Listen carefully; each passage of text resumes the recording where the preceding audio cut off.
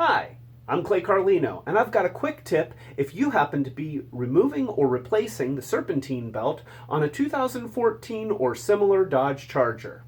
Let's do stuff.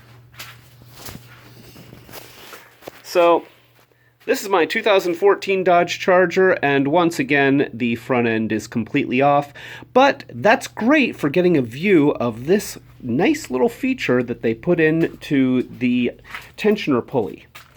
You can see that I've got my Serpentine belt here, and I was just about to put it back on, and one of the nice things that they did is they put this hole right here, and this square hole just happens to be sized perfectly for a 3/8 driver like this one. This is a breaker bar with a 3/8 inch drive, and you can just put that right in the hole there, and now I have a nice long handle to be able to put that in, which is a little bit tricky when you have the phone in one hand. There we go.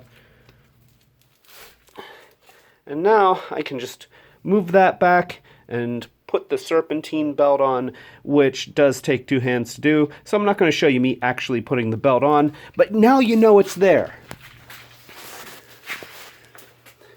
So the next time that you have to take off the belt or put a new one on, you'll know it's there, and that makes the job a lot easier. This is Carlino, helping you to do stuff.